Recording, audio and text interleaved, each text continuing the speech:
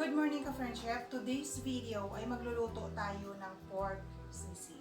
Okay, so sit back and relax and please enjoy watching this video until the end. Hello everyone, this is Toto Mira. Sana samahan ninyo ako sa bawat pagluluto ko sa aking munting kusina.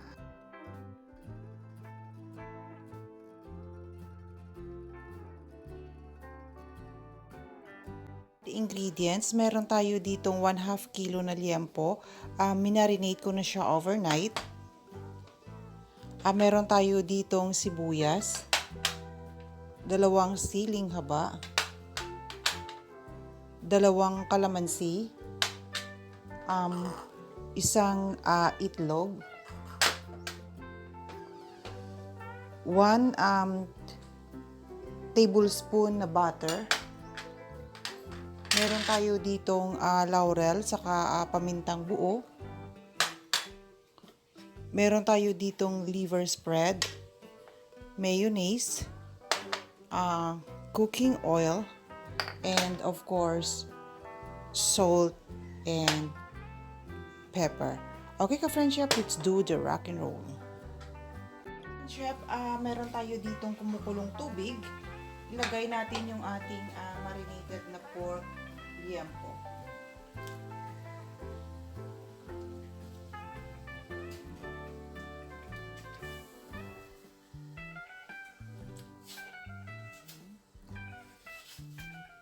Saka ilagay na rin natin yung ating paminta at saka pamintang buo at saka laurel. So ayan. So pakuluan lang muna natin siya dyan ka-friend chef hanggang lumambot yung ating pork liempo. Balikan natin siya later. Okay ka-friend chef, tingnan natin kung malambot na yung ating pork. So ayan ka-friend chef, malambot na siya. So what we're going to do next is i-remove natin siya sa pan. Ayan, and then i-cool down muna natin. Ayan ka-friend chef. I-cool down natin bago natin hiwain ng maliliit. So ayan na siya ka-friend chef. Okay ka-friend chef, sa the same pan, maglalagay tayo ng kunting cooking oil.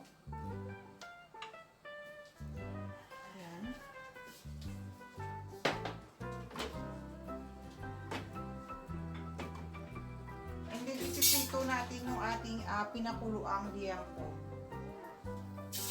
Ito natin siya na kaunti ka-friend chef.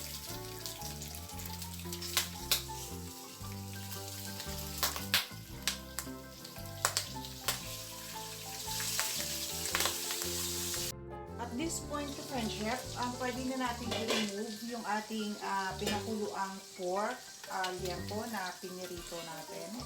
So, ayan, patuluin na lang muna natin sa strainer to remove the excess oil. And then, i-cool down natin siya ulit bago natin hiwain.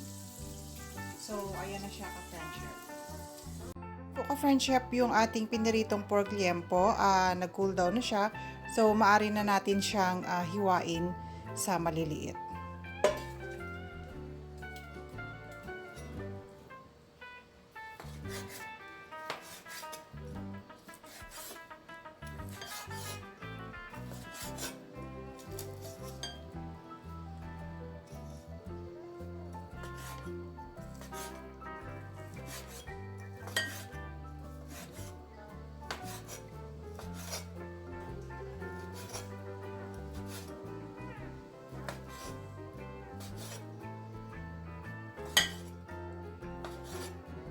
So, ayan, mga ganyan lang siya kaliit ka-friend chef.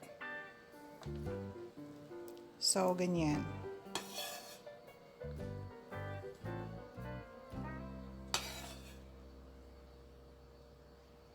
Chef, ayan na po, nahiwa na natin sa maliliit yung liempong pinakuluan natin at saka pinirito. So, what we're going to do next is idagdag natin yung ating sibuyas. Yung ating siling haba,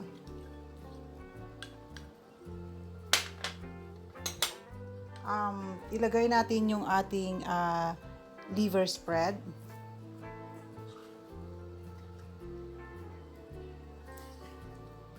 Ayan.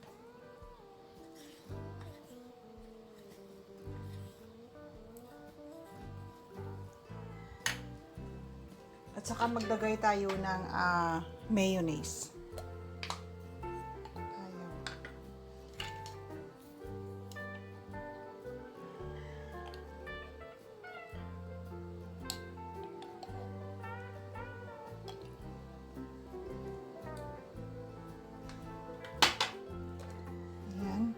Mix lang natin very well ka-French chef.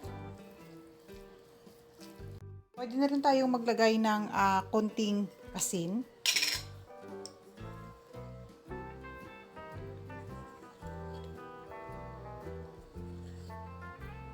Ayan. At saka pepper.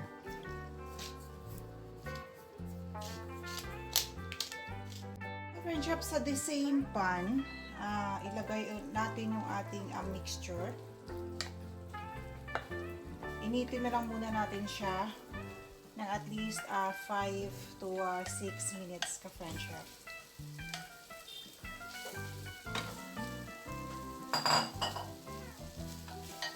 And then, ilagay na natin yung ating butter.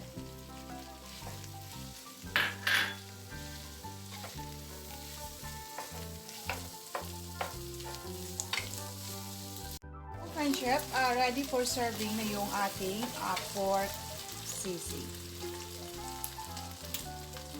French chef, ito na po yung ating finished product, yung ating pork sisig. Ayan, so lagyan natin siya ng, kasi the best ito kapag may itlog sa itaas ka, French chef. Ayan.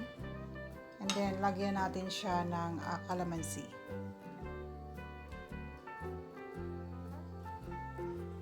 So, ayan na po ka-French chef yung ating pork sisig.